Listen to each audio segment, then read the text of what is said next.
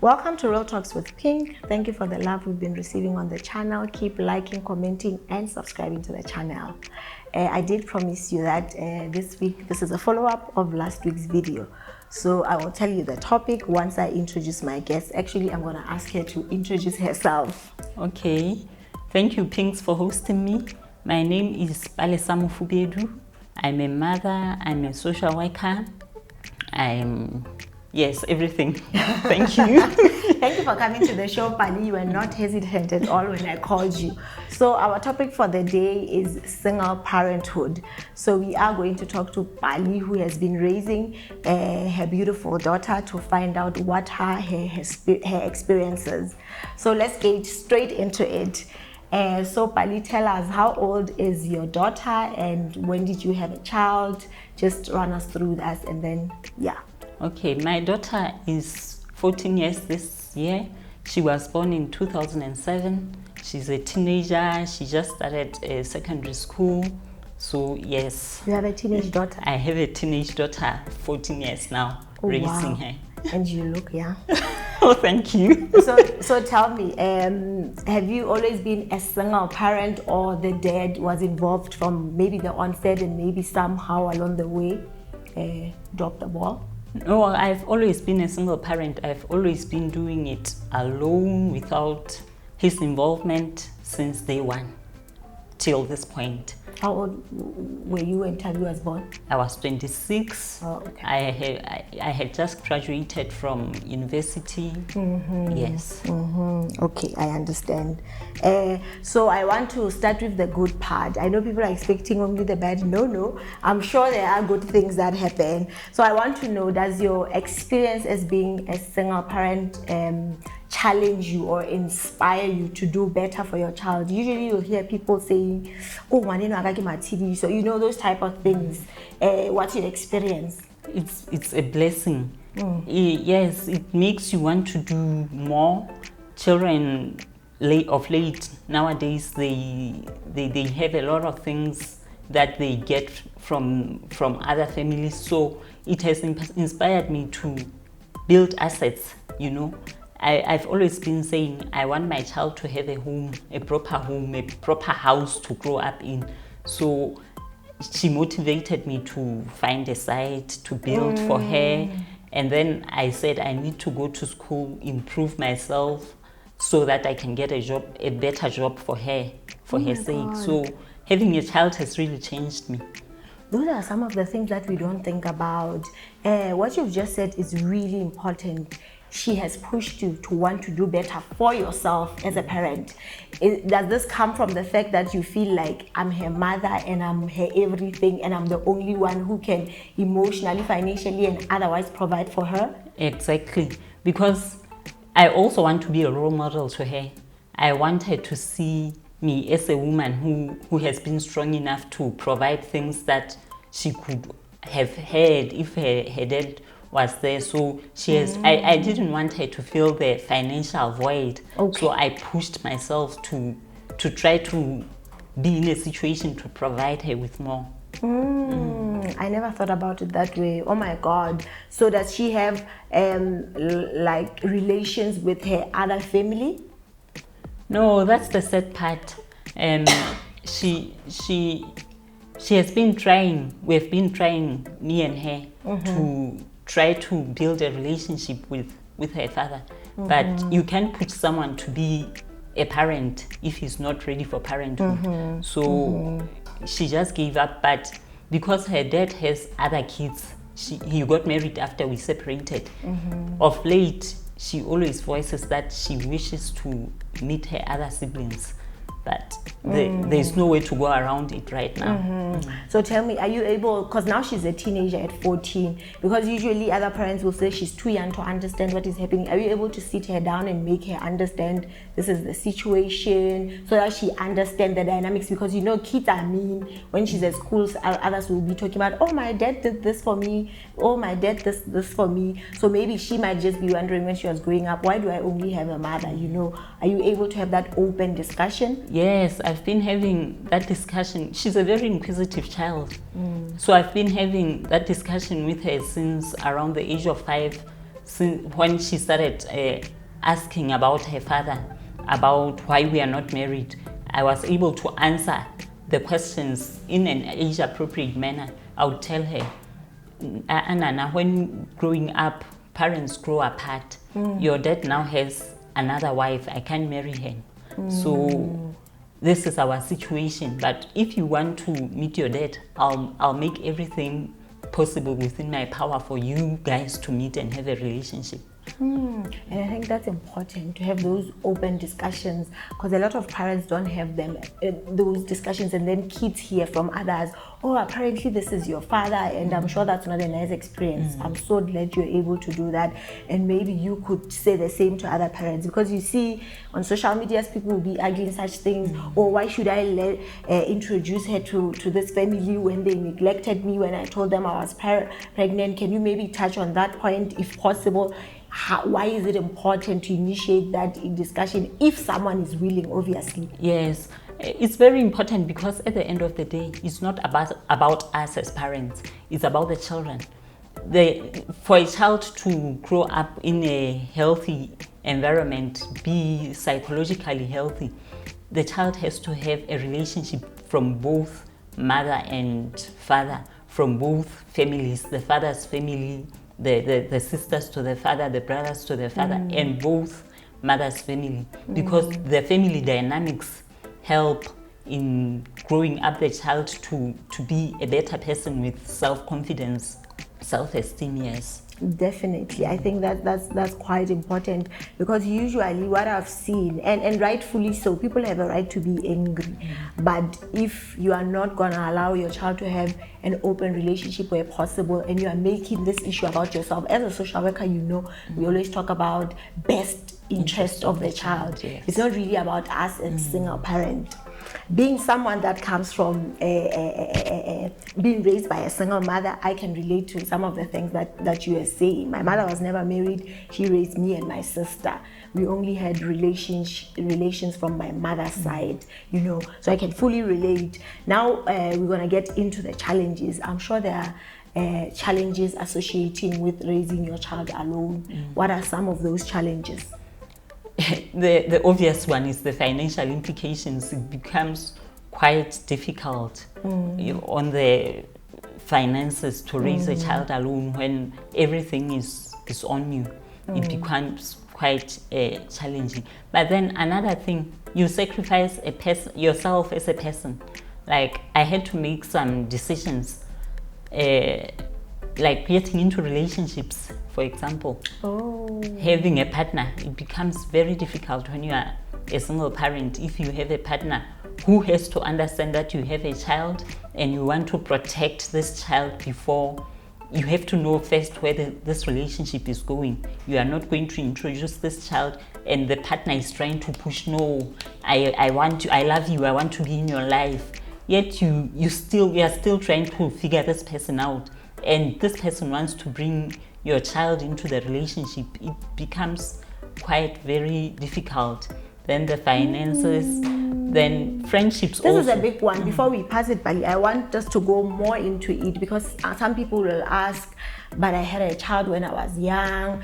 Are we saying we shouldn't be having relationships and getting married later because now I have a child out of wedlock? Because I think it's quite important, because kids can see these things. So when you keep introducing them to different partners, they get confused. Even if later you get married or not, by the time maybe you decide to settle with someone, they're thinking, but I liked so and so, because they can also treat children in different ways. And now they get attached to one person and maybe you settle with the other. So maybe talk about why it is really important to wait a bit, because I think it is a sacrifice, because when someone is in love, I'm sure they want to tell the world, tell their family. But usually when you have a child, it's one of those sacrifices to say, maybe let me get to know this person first, or maybe decide first before I introduce them to my child.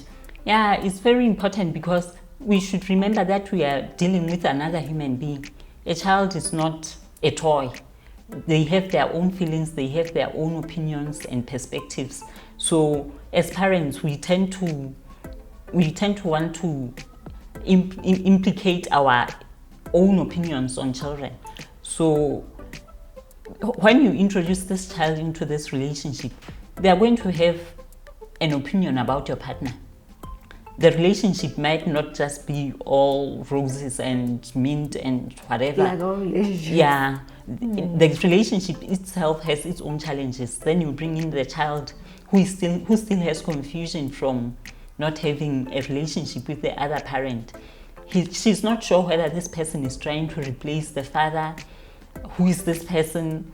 If he treats you right, how you have so many things you need to work out through before bringing a child into the relationship. That's true. Let's talk about the financial challenges. You did mention a bit, but we talk about it because we also want to educate people on my show. You feel the need to invest for your child, do things for your child. Let's talk about that challenge when you know you're the only provider.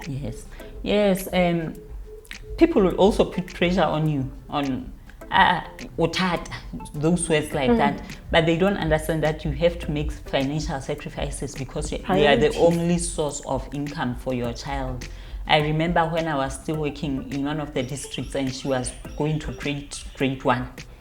I couldn't afford to take her to private school, so I decided to take her to public school. My colleagues and friends were saying, Palesa, why can't you take your child to a private school? But I was telling them I cannot afford it. The only source of income for her food, health, everything that she needs is from only me. But fortunately, I had an aunt who came in, then I moved her out of that school. So there are a lot of challenges financially. And it's self-awareness because for you, it's knowing that this is the income I can afford and this is the lifestyle that I want to give my child because I'm not depending on anyone else. But despite that, maybe when the child was growing up, because she's now 14, were you getting either emotional support from your family or other people, relatives? Yes, I was. Like the aunt that I said stepped in, she has been helping me through a lot. Through my work, I was also transferred from district to district, and I didn't want to take her out of one school into another. So I left her with other family members. I had friends who helped me a lot after she was born. My mother had some problems which she couldn't help in taking care of my child. So these friends of mine, they would come to my house on shifts, I would say on shift basis. The one of them would come at 6 p.m. and then at 10 at night she would go, and then the other one will take over. Because I wasn't coping, the child was crying. It was my first time being having a child, so they helped me a lot. I have had financial support from my aunt and emotional support from other family members and friends. Oh, okay. Now let's talk about the issue of singlehood. Whether you decided to be single because you're raising your child or you are yet to make your decision whether to get married. There's this, should I call it shame, for lack of a better word. How do people treat people who are single? Let's just say single because you're not married and raising your child. Because do you ever feel like you are inadequate in a way? Yes, some people will make you feel inadequate or feel like you're not of good morals because you had a child out of wedlock. I had a very close friend when I was working in one of the districts. She was married. I was very close to her and her husband. Our relationship became tainted one day when they had an argument with her husband. Then the wife just went out of the house. The husband didn't know where she had gone. The husband came to my house asking for his wife. When I met her the next day and told her, your husband was looking for you. She was like aggressive. What was my husband doing at your house? And it felt like I was being demoralized. So there are those sort of things. Even where I live now, I was becoming friends with one lady who is married. But I was just telling my colleague this week that this lady, she's pulling away. I don't know if it's because I'm single, because I'm the only one within the village who is not married. But she's pulling away, and yet we're developing a friendship. And I think as women, we actually do that more than men. Yes. It's women, married women, who behave like you're trying to steal my husband. The situation is someone came looking for you because they know we are friends, but you go out thinking, I invited him. Why shouldn't it be you addressing your husband? Why are you addressing another woman? This is one of the topics I want to address, actually, of why as women we hate each other so much. But without digressing, I know that challenge.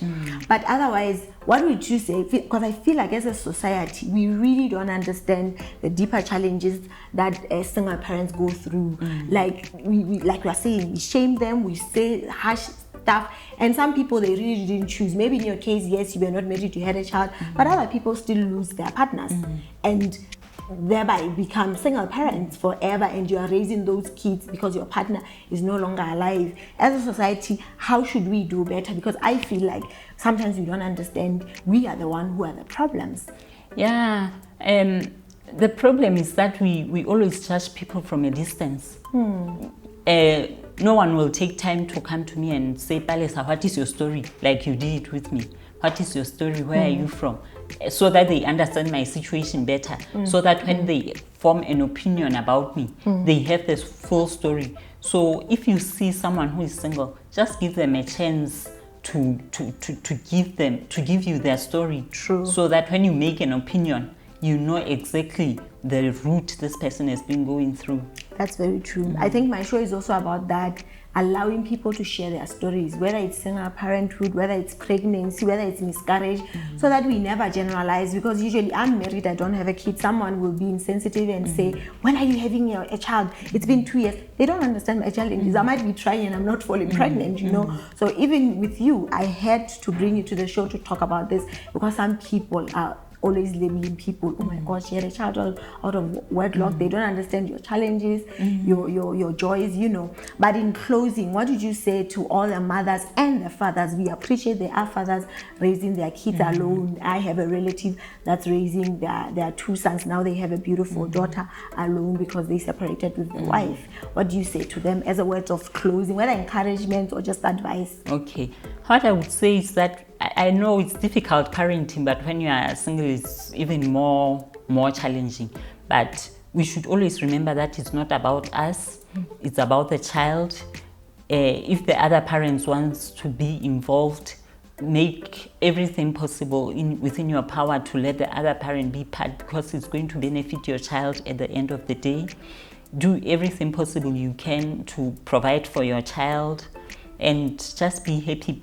Don't lose yourself within the process, because it becomes difficult. Have someone to talk to about the challenges you are facing. Get advice from other people who have been through. Yes. Thank you so much, Auspali, for coming to the show and sharing. Oh my God, I'm so glad you shared. If you have experience, whether it's through relatives or friends raising their children alone, or if you are the one raising kids alone, can you please share your experience on the comments down below? Thank you so much for watching. I'll see you in the next episode. Bye. Bye.